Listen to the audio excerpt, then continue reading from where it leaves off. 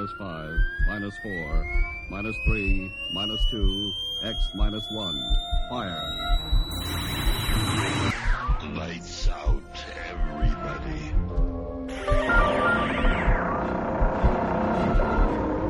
The creaking door.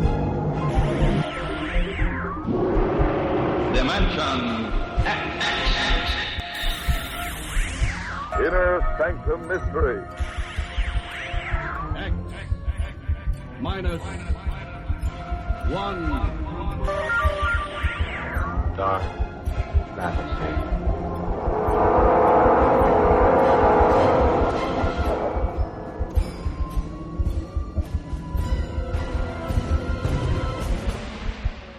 Hello everyone, welcome to Sci-Fi and Horror, brought to you by Dwayne Old Time Radio. Sci-Fi and Horror features some of the best programs from the golden age of radio, including X-1, Orbiter X, Dimension X, it's a lot of X's, Lights Out, Ray Bradbury, Dark Fantasy, and many, many more. Before we start today's sci-fi and horror thriller, if you enjoy what I'm doing, let me ask you to subscribe to my channel. Subscribing is 100% free, and you will receive notifications on new posts. Lastly, if you have a moment, please write a short 1 or 2 sentence review or give a rating on your preferred podcast service. A positive review or rating would help me out a lot. And now, on to the show. And again, thank you for your support. 2 episodes this week from the Inner Sanctum. I believe the full title might be The Inner Sanctum Mysteries, but we're just going to say The Inner Sanctum. The Skull That Walked, episode number 1, April 15th, 1944, and then The Melody of Death, April 22nd, a week later, 1944.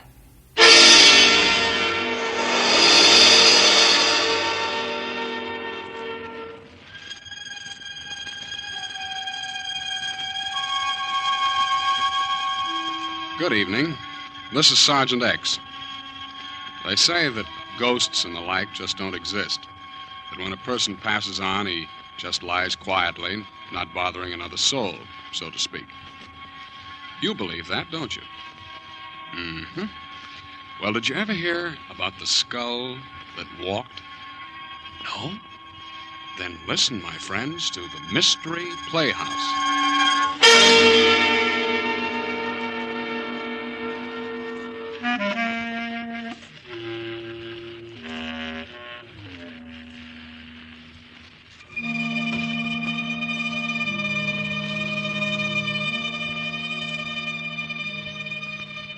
I guess superstition's a pretty hard thing to down completely, isn't it? I mean, under certain circumstances, almost anybody can get the creeps and get them good. I guess most of us are a little bit afraid of the unknown. For instance, taking a midnight stroll through a graveyard isn't exactly your idea of fun, is it? And I don't suppose you'd particularly go into ecstasies if you happen to witness a good gory murder, either. Well, there's a fellow I know who thinks this all comes under the heading of good, clean fun. His hobby is horror, and he likes to tell stories along those lines. I think he has one for you right now. Wait till I try this door here.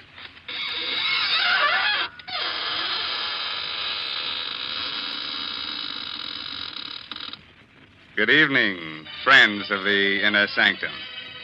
This is Raymond, your host. Well, come in, won't you? Yes, how are your spirits this evening? Oh, I'm glad to hear that. Our spirits are fine, too. Would you like to see them? Oh, it's no trouble at all.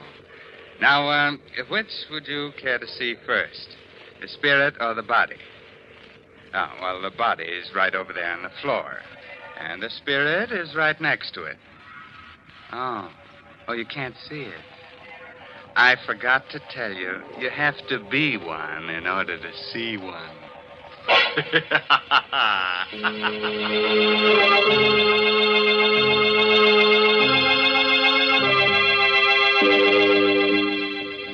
Shall we get started?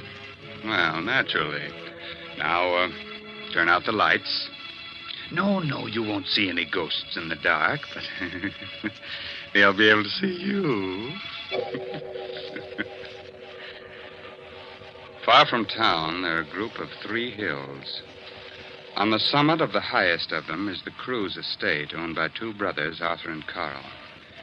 At this moment, Carl and his wife, Lucille, are digging a hole at the entrance of the estate, planting young poplar trees.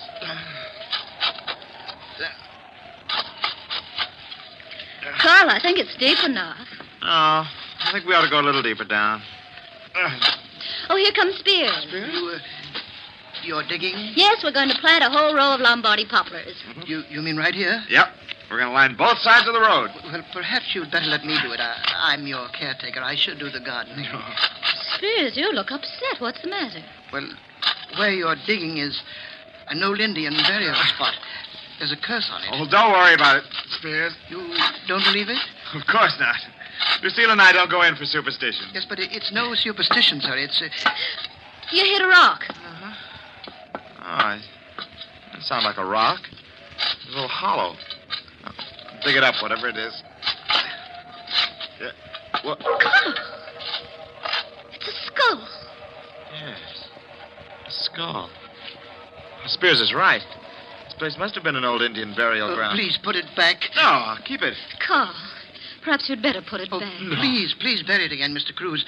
It will bring bad luck to all of us. No, Spears, that's just a silly superstition. Well, what about the rest of the skeleton? Well, there doesn't seem to be one. No, just a skull. You bring it into the house, will you, Spears? No, partner, I'd rather not. All right, I'll take it in myself. But don't either of you mention this to my brother Arthur. He's terribly scared of things like this, and he's just gotten over his nervous breakdown. Carl, perhaps you should put the skull back. Well, Lucille, you're not being taken in by this hokum about curses, are you? Oh, that sounded like my wife, Mary. She was cleaning the windows. Good heavens. She fell out of the window. Mary. Well, she's unconscious. Please do something. You must do something. I'm afraid there's nothing we can do, Spears. She hit her head against a rock. She's dead.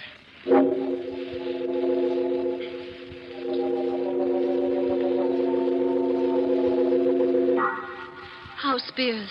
He's quieted down. I can't understand it. There's only one rock underneath the window, and Mary hit that. That one rock. There isn't even a pebble around for yards. Well, don't go imagining things again, Arthur. Spears kept talking about a curse. Spears believes in pixies and gremlins, too, don't forget. Well, I feel rather funny about it all. Oh, Carl, maybe you'd better switch some more lamps on. This living room feels gloomy. Oh, let's cut this nonsense out. Wait. You hear anything? Oh? No, I don't. Yes. I think it's coming from the ceiling. What's coming from the ceiling? I don't hear... What is it? It must be the beams. They sometimes do that from the heat. It's not the beams. It's too regular a sound. What room is directly above us? It's an old bedroom. We use it as a storeroom now. It hasn't been open in years. There's something up there. Of course there is. A lot of old things from years back, Lucille. Did you put the skull in the storeroom? Yes, I did. What are you two whispering of? It's coming down the stairs. We'll take a look and settle this. So far. Look! At your feet, Carl. The skull. How did it get down here? It came down the steps. Seems to be looking up at us. A skull. How did it get into the house? Carl found it while digging. Spears said it belonged to some Indian. Spears was right. There is a curse on the house. We'll all be killed. I'm leaving. I can't stand it. Well, Carl, what are you going to do with the skull? Well, lock it up in the closet. Lock it. Carl, you'd better bury it again. No, I can't do that, Lucille. If I do, it means I believe in all this tommy-rot about ghosts. Well, then suppose you tell me how a skull could open a door and then come bouncing down the steps. I don't know. Maybe someone's playing a trick on us, dear. What happened to Mary was no trick, Carl. Nor is this, and you know it. Well, whatever it is, I'm not going to bury it. We'll keep it locked up in the closet. Oh, Mr. Cruz. Yes. What is it, Spears? Well, it isn't my place to tell you, sir, but You're referring to the skull, aren't you? Yes, sir. Well, it won't bother us anymore. The whole thing's some queer trick. I've got it safely hidden in this closet. I'm putting a lock on the outside. But the lock isn't going to do any good, sir. It will break through the door, just like the last time. I don't think anything like that can happen again. I'm the only one that has a key to this lock. If the skull wants to break out, you'll have to come to me for the key.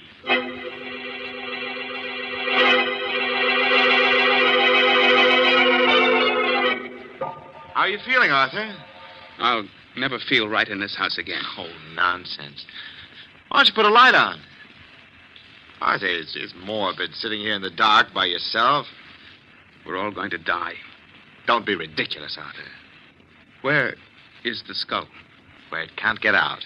Tomorrow I'll take it into town and let the police look at it. Tomorrow will be too late. Look, I'm getting tired of this. You've got to get hold of yourself, Arthur. You'll go completely to pieces. You think I'm a coward, don't you? Oh, Arthur, no. You're not a coward. You're just a victim of your own exaggerated imagination. Wait.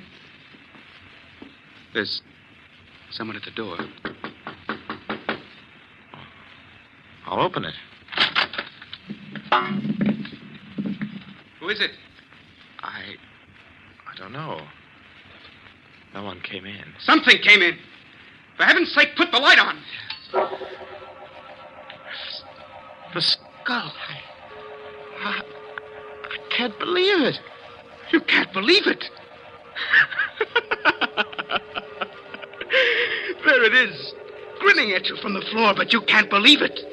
You don't believe in these things. I put a lock on the door. Locks aren't going to help. Nothing is going to help. We're all going to die.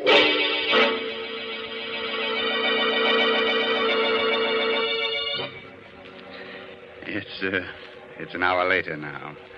Arthur has gotten over his hysteria, but he is still terrified. I'm not going to spend another night in this house, Carl. But, Arthur, there's got to be some logical explanation. I'm not in the least bit curious. I just want to get out of here tonight. I'm going to go with him, Carl. Lucille. Well, perhaps we'll bury it again. We'll put it back in the same place we found it. That won't do any good. It's too late now. Don't be ridiculous. If it wants anything at all, it wants to get buried again. I'm sure all this mysterious business will come to an end as soon as we bury it. The house won't ever be the same. Oh, stop it, both of you. You're acting like a couple of scared children. We'll put the skull back where we found it, and we won't be bothered by it anymore. Spears! Spears! Yes, Mr. Cruz. This skull. Let's take it out, bury it. In the same place where we found it. Oh, I'm glad you reconsidered, sir. It's the only way.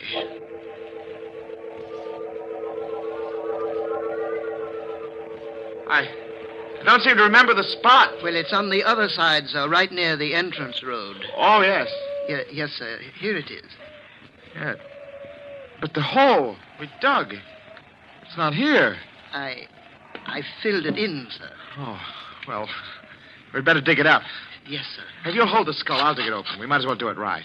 I know exactly how deep it was. If you don't mind, Mr. Cruz, I'd rather not touch the skull. All right. Yeah, that's about right. Now we'll put the thing back. Well, it doesn't seem to want to go back. Oh, I just missed dropping it into the hole. Hold the flashlight down here. Yes, sir. Well, that does it. Oh, I hope we'll have no more trouble.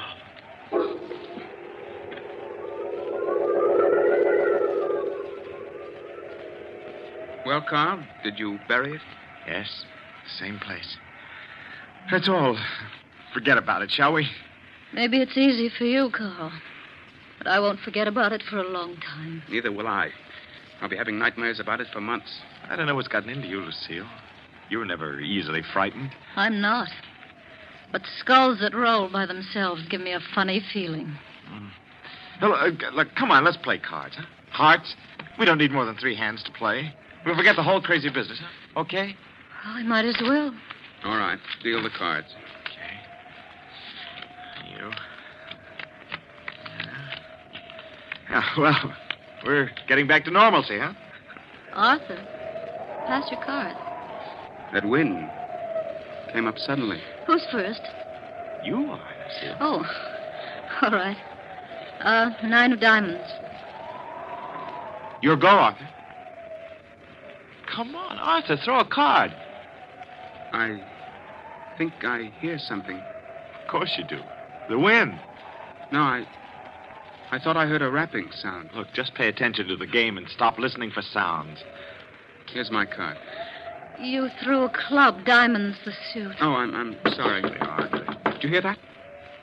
What was that?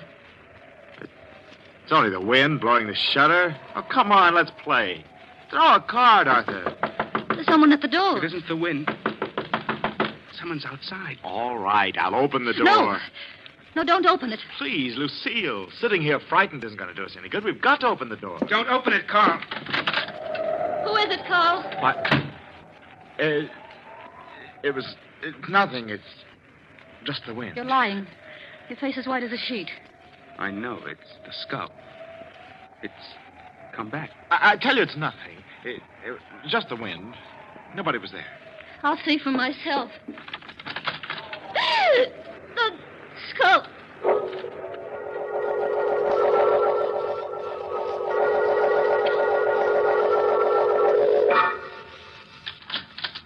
Oh, Mrs. Cruz, I didn't hear you knock. I didn't. I want to talk to you, Spears. Yes, Mrs. Cruz, but it's rather late. You've been up late before. Oh, yes, but it's just that I'm tired tonight. I don't mean to be rude. You've been doing a lot of night work? What are you referring to, Mrs. Cruz? Spears, you don't really believe in skulls that move around by themselves, do you? Well, I warned your husband about it. It's a curse. Is it part of a curse for a skull to use a trowel to unbury itself? Your trowel? My trowel? Oh, you're mistaken. No, I'm not. I just came from there. Why would I want to do anything like that? Mm-hmm. Why? That's why I'm here. I'd like to know why. Please, Mrs. Cruz, I'm tired. We'll talk about it in the morning. We'll talk about it now, Spears, right now. Get out of my room. All right. I'm going straight to the police. I've got the trowel. We'll see if the skull left any fingerprints. You won't do that, Mrs. Cruz. Oh, yes, I will. All right, Spears, just sit right where you are or I'll shoot. Oh, please. Put the gun down. Start talking. Why, it's all a mistake. If you don't start talking, I'll shoot. In self-defense. Did you dig up that skull? Why, Did you? Yes. Yes, I did. And you rolled the skull down the steps. The first night it was in this house, didn't you? Well, it was only a joke. And you also managed to open the closet. Yes, but Whose skull is it? I don't know. You're lying. That skull has something to do with you. I checked up on it. Your first wife disappeared. Perhaps the police can identify the skull. Oh, please, don't go to the police. Well, it was my first wife, Jane. I killed her. I didn't want your husband to bring the skull to the police, so I tried to scare all of you away from here as the safest measure. Go on. Yes.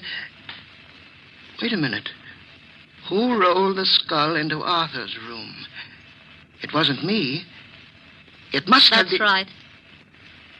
It was me. Perhaps you and I can work things out. I tried to frighten my dear brother-in-law Arthur away so that I can have complete ownership of the entire estate. You see, Arthur is leaving tonight. Yeah. Perhaps we can help each other. No one has to know of our little conversation. No one is going to know. Well, now that we've both accomplished our purpose, maybe it would be the best thing to bury the skull again. Yes. We'll do it now.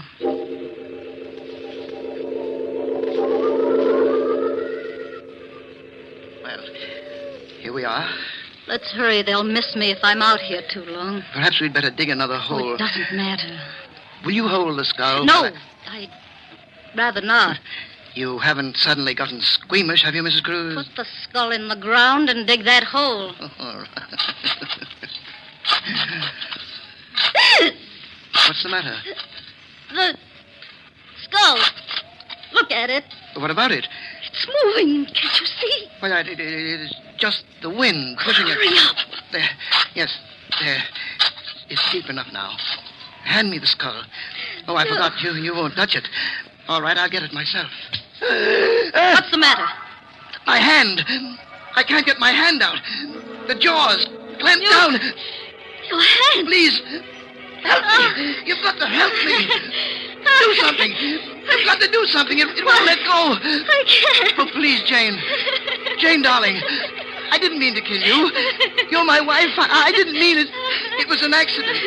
Please believe me. I'll do anything. Anything. Oh, no. No, Jane. Oh.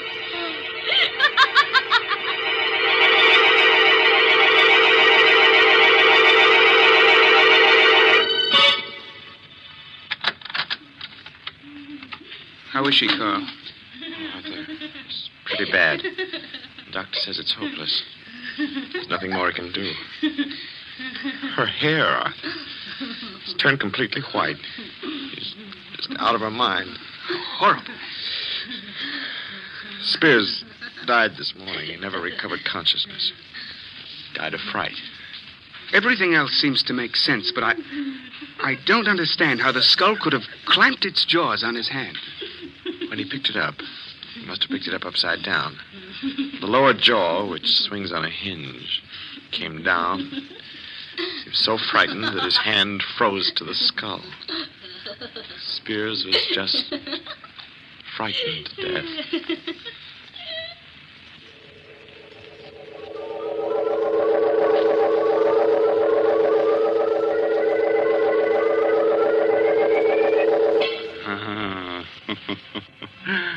I want that skull. Yes, sir, I want it as a knocker for the inner sanctum door. Good night. Pleasant dreams.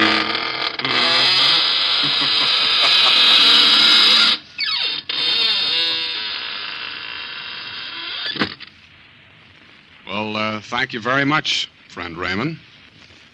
Your sense of humor is really quite refreshing. That is, in a ghoulish sort of way. We'll be trying your creaking door again soon for some more laughs. Well, right now, let's look in on the green room where the players are rehearsing the next performance in the Mystery Playhouse. Follow me, please. Come.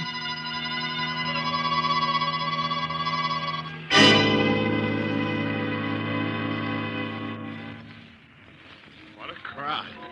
Say, Dexter, how's it feel to be both a spy-catching hero and a prospective bridegroom at the same time? At the moment, it feels like being the 13th sardine in a tin built for 12. The doghouse is always like this. Hey, finish your story, Stanley, about Dexter reporting the German agent, that, what's his name? Quartz. Quartz, yeah. Well, Dexter here figures that Quartz is up to something, so he tips off the FBI. Hey, you guys, take a look at that gal in the black dress. That's fine talk for a guy who's about to get married. Well, go on, Stanley. Dexter's only trying to change the subject. Well, following up Dexter's tip, the federal men trapped Quartz. That was 6 weeks ago. So today, in 3 minutes, in fact, Quartz is going to get quite a shock. Quite a shock. You mean they're going to... That's right. At 6 o'clock, that'll be less than 3 minutes now, Quartz is being electrocuted. You ought to read the newspapers, Lieutenant, and find out about things. Well, when you've just got back from the canal zone, you're likely to neglect the newspapers for the first few days. Hey, the gal behind us. What'd you say, Dexter? The gal behind us. One in the black dress. Oh. Mob's too thick. I can't even turn around to get a look at her. Hey, go on, Stanley. What was this Quartz after? Plans of a new type mortar, wasn't it, Dexter? Mortar? Oh, I can't say. Oh, don't be such a clam. But it's taboo, I tell you. Well, don't get sore about it. Oh, who's sore? Come on. Let's get out of this mob and find some less crowded joint, huh? Oh, take it easy. Let's have at least one drink here, now we finally got to the bar. Ouch! Oh, what the heck? What's the matter, Dexter? Somebody step on your corns? Oh, no, it felt like someone stuck a needle in my hand, but the way I'm wedged in here, I can't even lift my hand to see. Probably a pen scratched you, with all these women about. Hey, Dexter, According to the clock on the wall there, Courts is being executed right this second. Say, it's kind of close in here. Let's get out and get some fresh air. Take a look in the mirror over the bar, Stanley. That woman behind me. That's what Dexter's been muttering about. The brunette in black. Smooth. Hey, do you know her? What makes you think I know her? Well, I thought she nodded at you. Just my natural good looks. I never saw her before in my life. It's kind of close in here. Let's get out. I can hardly breathe. Oh, stop clowning, Dexter. Quit leaning on me. What's eating, Dexter? Just because he's going to be married in 3 days. You shouldn't have mentioned marriage, Stanley. From the way he's leaning on me, he must have fainted. That's alder fright. Come on, Dexter. Take your weight off him. All I can do is take care of myself. And this... Say, Stanley... He has fainted or something. No kidding. Oh, Dexter's a practical joke. No, this isn't a joke. He's all gray about the lips. Huh? Look at it. Hold him. He's falling. Oh, Dexter. Dexter, what's the matter? Dexter. Lieutenant, is he all right? What's the matter with him, mister? Is he all right? No, he isn't. I think he's dead. Oh, it's impossible. Is there a doctor here? Open his collar or something. Just don't let him lay there. Come on. Right there. Over here, Doc. Back up, please. Let the doctor through. Lieutenant, what on earth's happened? Where's the doctor? Maybe he can tell us. Hey, doctor, go over here. Ralph, here, let's have a look. Oh, help me turn this man over. Sure. There. Looks like he's been suffocated. Doctor, is he dead? Oh, yes, he's dead, all right. But he can't be. Only a minute ago, he was standing here talking with us. He said something about somebody sticking a needle in his hand. What's that piece of black paper on the back of his right hand? Yeah, what? Don't touch it. Don't touch it. It's thin black cardboard. Perfect circle about 1/4 inch in diameter. With a tiny hole in the exact center. Well, that's a funny. There's a small puncture in the skin on the back of the right hand. Right over the place where this circular piece of cardboard was. A drop of blood caused the cardboard to adhere to his hand. Somebody better call the police. The police? Why? Because it looks as if your friend here has been murdered. But Dexter couldn't have been murdered. I was standing right beside him all the time. No one's to leave. Everybody stay right where you are. And you over there, call the police department and ask for homicide.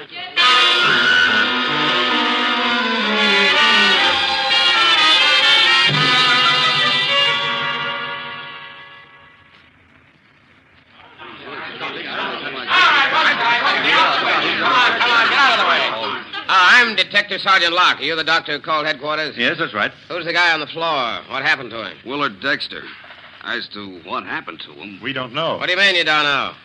Who was nearest Dexter at the time? Well, the lieutenant and I were with him. And I was behind him, and so was this lady. Oh, you were, huh? How about that, lady? Yes, I guess that's right. Okay, then I want to take you two ladies and you, Lieutenant, and you, mister, aside for questioning. We'll go in this office here. Oh, and Doc, would you come along too, please? Of course, Sergeant. All right, just step in.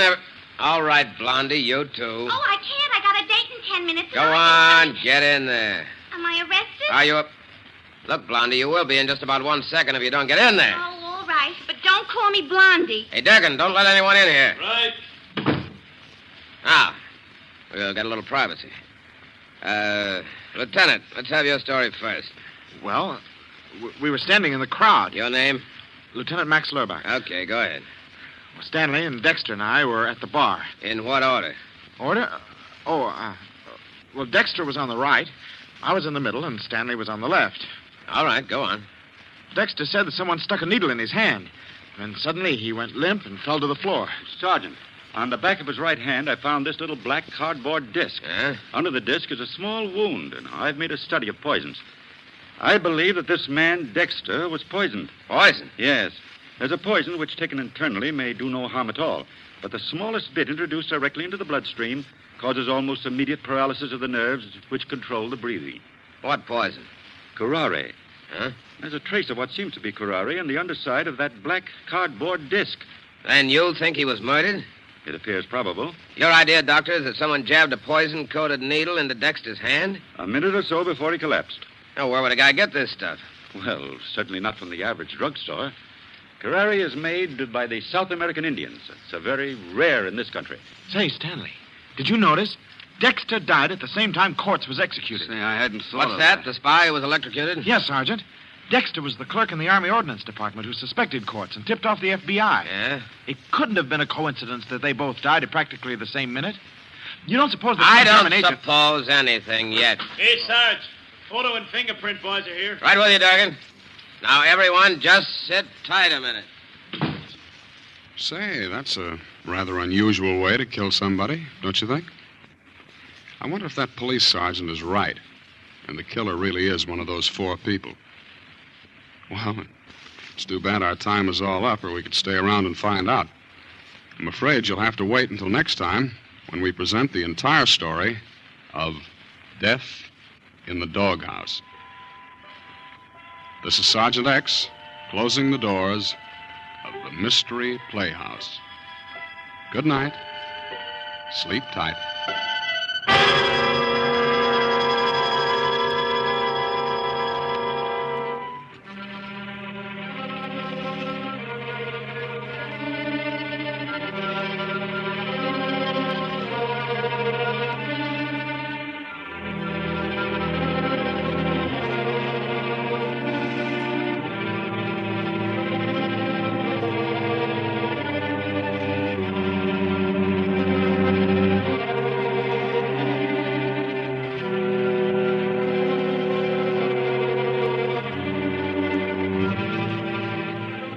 This is the Armed Forces Radio Service.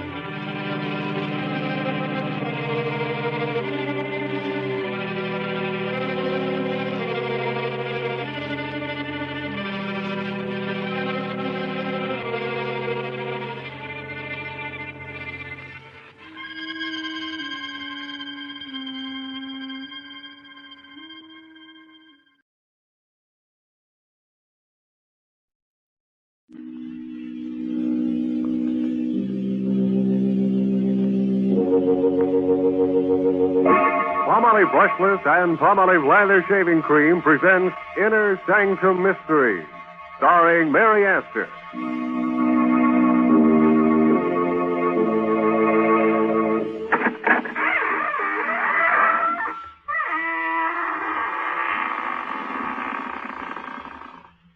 Good evening, friends of the Inner Sanctum.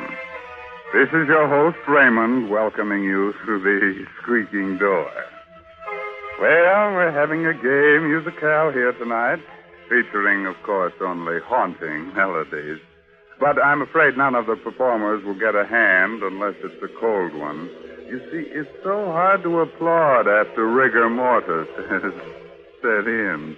But you can come in and set in, too. There are plenty of seats available. And if there's nothing left in the orchestra, we can give you a box.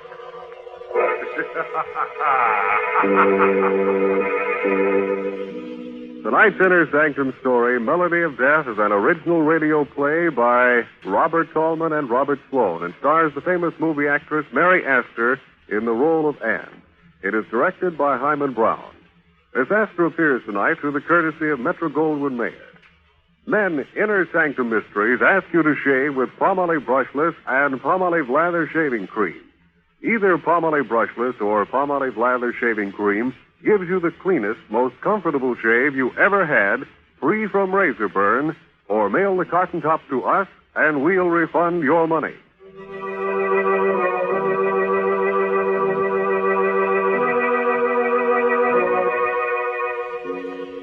Have you a little gypsy in your home?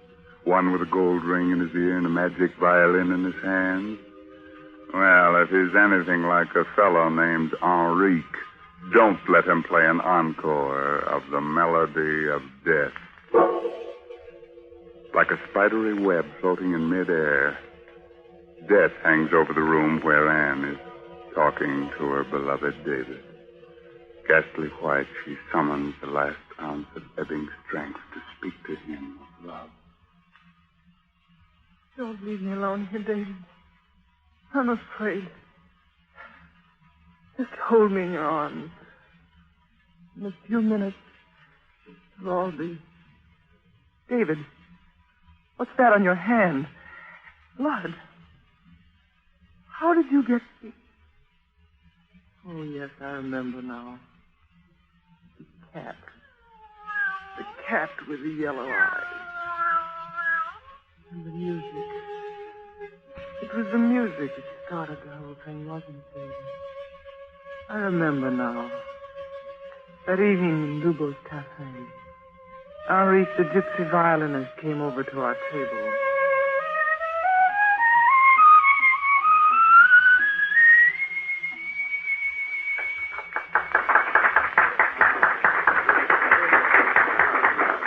The senorita is very happy this evening, no?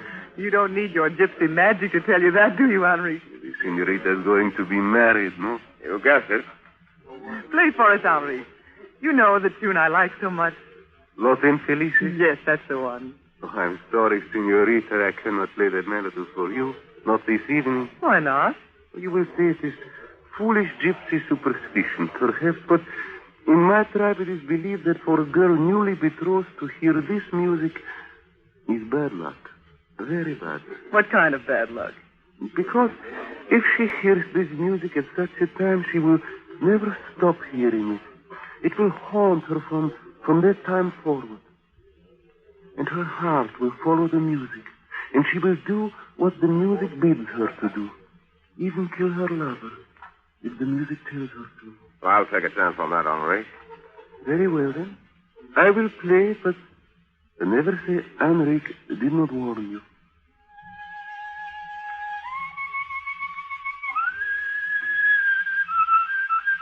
Anne, what is it? That cat, watching from the doorway. Look at its eyes. Yellow eyes. Darling, you're so strange this evening. Something wrong? Something's terribly wrong, David. The music and that cat watching from the doorway like death. Anne. Take me out of here quickly, David. I'm afraid. Well, of course, darling. I'm sorry, David. I couldn't help myself. I felt I had to get out of there. You'd what, darling?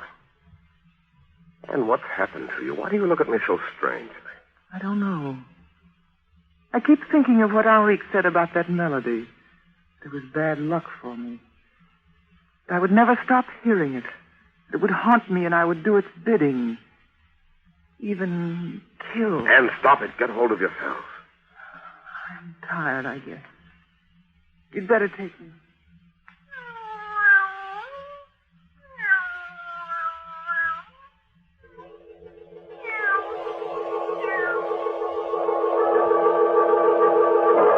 As we walked away from the cafe that evening, I was like a person in a hypnotic trance. I kept hearing that melody in my head. You will never stop hearing the music. It will haunt you. No, I won't listen to it. Even kill your lover if the music tells you to. No, I love David.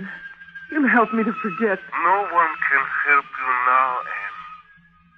The music and the cat with the yellow eyes watching from the doorway. Like death.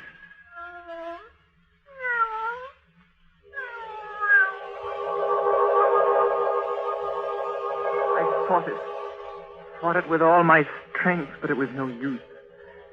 The music called me irresistibly back to that dingy little cafe, to Henrique, and to the cat with the yellow eyes. The cat that belonged to Lubos, a man I had never seen. Yes, come back. I knew you would. It was the music, wasn't it? The music told you to come. How did you know? Did I not tell you it would be so? The other night, when you told the legend about that melody, something happened inside my head. And when you played it, it sounded so strange to me. And after that... You hear it all the time? Yes. I thought if I could hear the melody played again, maybe it would lift the spell. I'd do anything to stop this thing that's torturing me. What do you know about torture? You hear music in your head. What do you know what it means to hate him and till your stomach turns inside out from hatred? And to work for that man and have him watch you every minute, and when he's not here, that cat of his, that devil of a black cat, watching me with those yellow eyes. Why do you hate Lubos so much? Why do you hear music in your head? Who can tell about these things? There are devils in both of us. I will help you kill your devil if you will help me kill Lubos. You're mad. You don't know what you're saying. He lives in a ruined house. The address is 117 Green Street. Take the cat with you and tell the druggist you want chloroform to get rid of the cat. Wear a veil. The janitor will let you in. Stop it. Stop it. I won't listen to any more of this. The music will tell you when it is time. The melody. Remember. No, I won't listen to it. I won't. But you are listening to it, aren't you? You can't help yourself.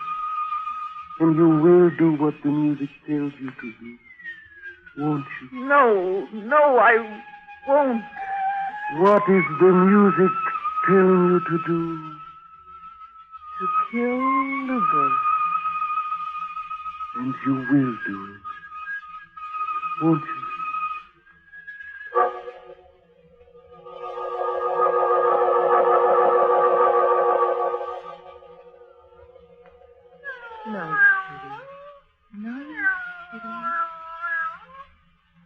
That's right. Take the cat with you. Hurry up. You've got to get there before the drugstore closes. That's right. Open the door. Okay. Yes, miss. What can I do for you? A bottle of chloroform, please. Yeah, that's a handsome cat you've got there, miss. It's a shame you're putting him out of the way. It has to be done. He has a stomach infection, quite incurable. Well, those things will happen. Here you are, miss. That will be 38 cents plus tax. Put the chloroform in your purse now, Emma. Hurry along now. Here we are. Green Street. On the corner. There is the house. Over there. He's sleeping there now. The man you're going to kill.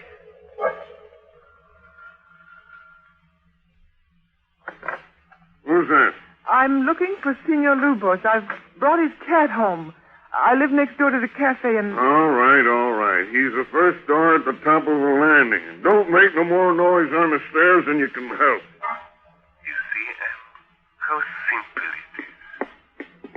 That's right, up the stairs. Wait now.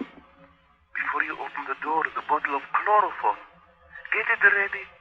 That's it. Now, put the cat down. Gently. He won't make any more noise now. He's home with his master. Yes, he's asleep. Fast. Quickly now. The chloroform. Over his face, quickly. Push it down hard. He's waking up. Pour more chloroform on the closet. He's waking up. Who is that? Who? The knife. There's a knife on the table there. Grab it before he does. The knife, Em. The knife. Kill him. No, don't do it. Please. Don't do it. I tell you.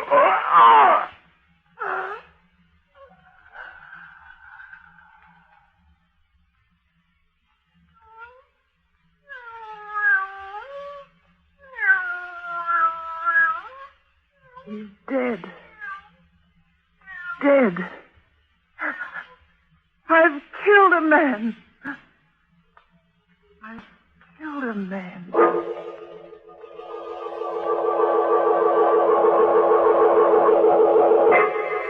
Well, what are you waiting for? Come on and help her.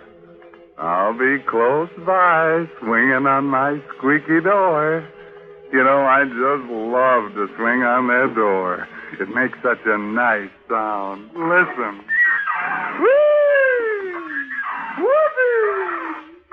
Why do I like the sound?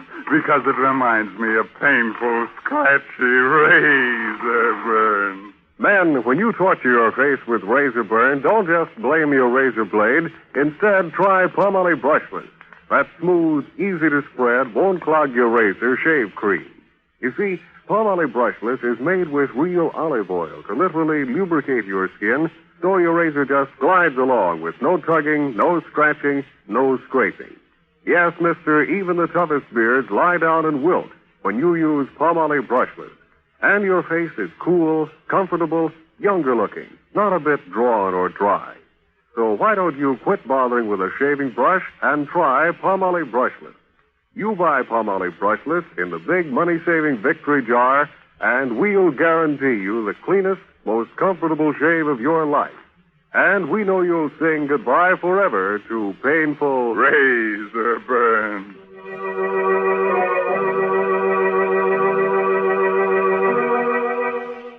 All right, friends, let's get back to that song that murders them. Remember how it goes? Remember how it haunted Anne into committing murder for Henrique? Well, it's still haunting her. And she's telling David about it in that room where death and its melody hover near. Yes, I was a murderer. I had plunged a knife into a man's throat and stood there watching while he died in agony. Then went calmly home. You were waiting outside my door, David. Anne, where have you been? Out. But, Anne, your dress and your gloves. Why, David, it looks like... It looks like blood, Anne. It is blood. But I don't... Where did it come from? You mean you don't know? Oh, maybe it was on the seat of the taxi. Maybe somebody cut themselves in there before I... Maybe the driver had carried an accident case to the hospital. But why should you follow me into my flat in the middle of the night and cross-question me like this? What right have you? Maybe you've forgotten that this was our wedding day. I waited at City Hall until I was thrown out. Our wedding day.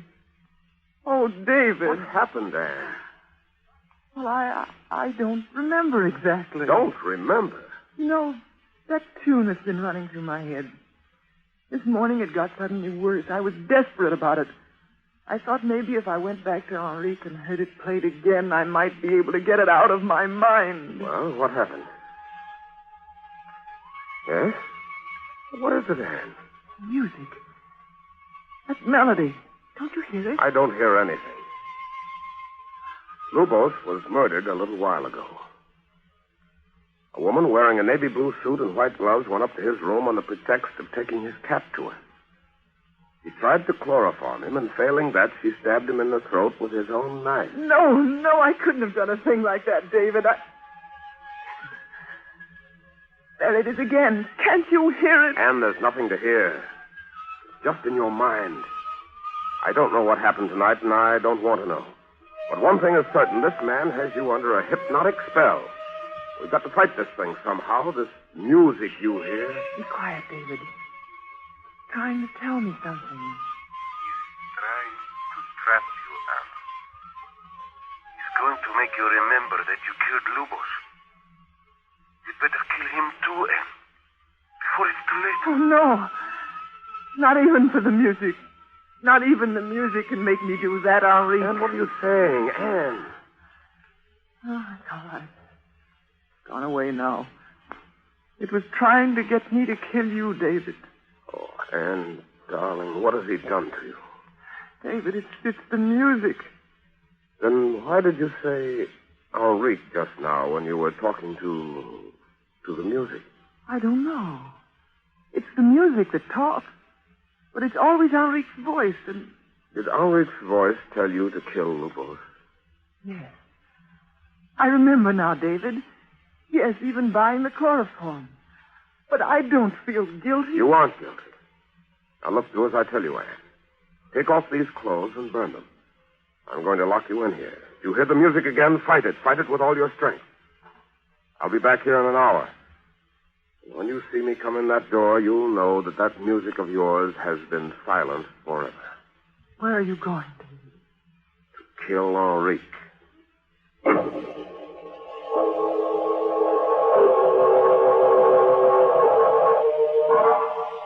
So you have come to kill me because I've put hypnotic spells on your beloved. Excuse me, what a joke, senor. It's no joke, Henrique. A man was murdered a while ago by you. I thought it was proven that Lubos was murdered by a woman. Besides, I was playing my violin in the cafe at the time of the murder. While Anne, under your hypnotic spell, was doing your dirty work. Nonsense. He was stabbed in the throat with a knife belonging to Manuela Rosales, a gypsy woman with whom he had quarreled. Do not worry, my friend. I've composed a new melody. Would you care to hear it, senor? Go ahead, Henrique. I'm listening. You must look at me while I play. Look at my eyes. It makes me play better.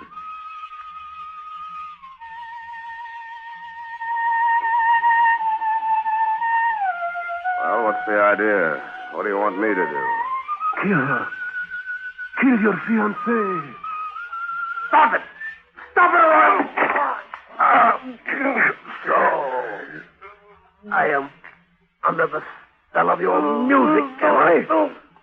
I'll choke the music out of your soul. Help me, I will. You are making a terrible mistake. A terrible...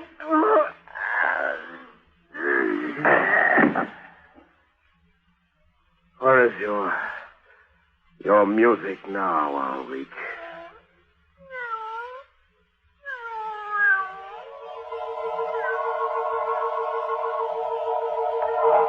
And now that Ulrich is dead, we can go back to what we were before. We can be married. That's what you're trying to say to me, isn't it, David? Why not, Anne? Why not? Because when you opened the door and came back into this room a few moments ago, the music was still playing. It's not playing now, is it, Anne? Is it? No, not now. Oh, David, take me in your arms, darling. Tell me it's all right. Tell me again so I'll really believe it. Oh, Anne. It was just a bad dream, wasn't it, David? They never really existed, did they? Ulrich and Lubos and the cat with the yellow eyes. Of course not, darling. Of course it was just a dream. David! It's all right, darling. I see it too. It's a black cat. Oh. Must have followed me home. You see, it's really quite friendly. Go ahead, darling. Pet him. All right, David. There, that's it. You see, it's just an ordinary cat. Yes. Yes, of course. Take the letter opener, Anne. The letter opener on the desk. Go and get it. Yes, of course. And you're not hearing it again, are you? Anne, is that the music again? Oh, no, David. It's just I've been crying so much, I think I'd better fix my makeup. Be a darling and bring my purse, will you? It's in the bedroom in the top drawer of the bureau. Sure. Back in a sec. Now, Anne. Now take the letter opener and follow him. That's it. Quietly now. He mustn't hear you coming. His back is turned. He's still rummaging in the bureau drawer. The poor fool. Quietly. Now, Anne, now. Anne, put that knife away. No, David, it's no use. I can't fight it any longer. I must kill you. Anne, don't, Anne. Oh, David. David. Anne, darling, speak to me. I didn't mean to do it. I tried to grab your arm. That's all. The point of the letter open, it turned and... It's all right, David. I'll get a doctor. Oh, no, David. Please don't leave me. It's better this way. If I lived, I'd have to kill you. The music would make me do it. And there might be others. Yes, David, it's better this way. Oh, Anne. Anne. It was the music, David. The music. A melody more beautiful than life itself. Listen to it, David. Melody of death.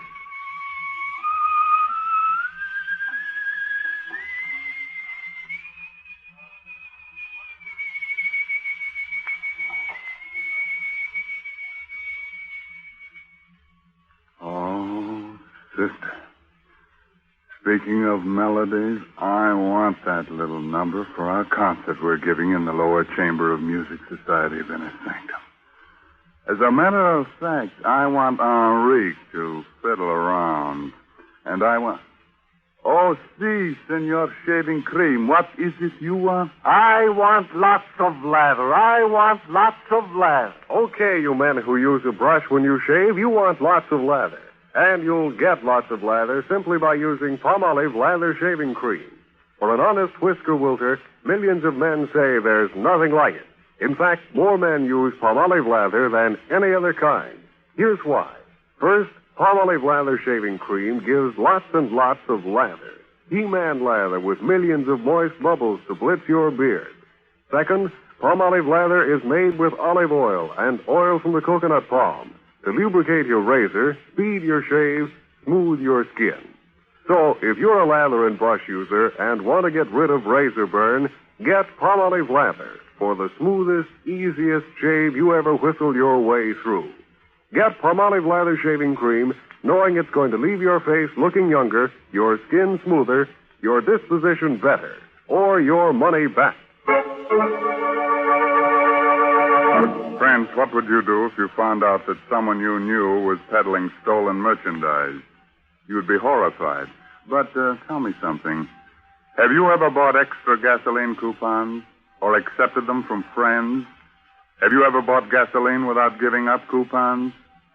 Ah, well, you know what I'm thinking. That makes you a receiver of stolen merchandise, and that is a serious offense. Yes, friends, every precious drop of gasoline we can spare is needed for our armed forces. People who buy gasoline without surrendering their own coupons are getting more than their fair share of the fixed civilian supply. So play square with gasoline rationing. Use only the coupons issued to you legally.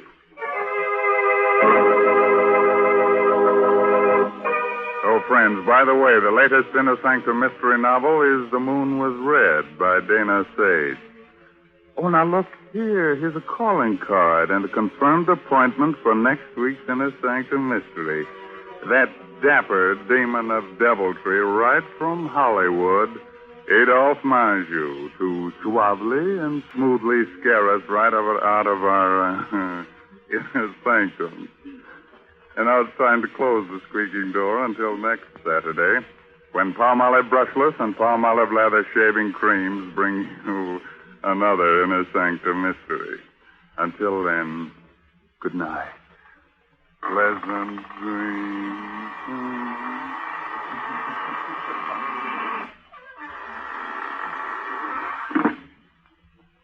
What is the 14-day Palmolive plan? Yes, what is the 14-day Palmolive plan? It's the biggest beauty news in years. Doctors tested this plan, proved it brought lovelier complexions to 2 out of 3 of all the women tested.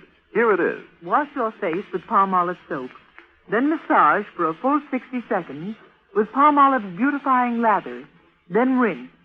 Do this 3 times a day. Easy to do, yet 36 doctors prove this Palmolive plan brings a lovelier complexion to 2 out of 3 women. No matter what type of skin you have, dry or oily, the 14-day Palmolive plan works. So get Palmolive. See what Palmolive can do for your skin in only 14 days. This is CBS, the Columbia Broadcasting System. Thank you for listening. If you enjoy what I'm doing, I ask you to please subscribe to my channel or channels. Well, hope you enjoyed, and until next time, stay safe, wish you well, peace.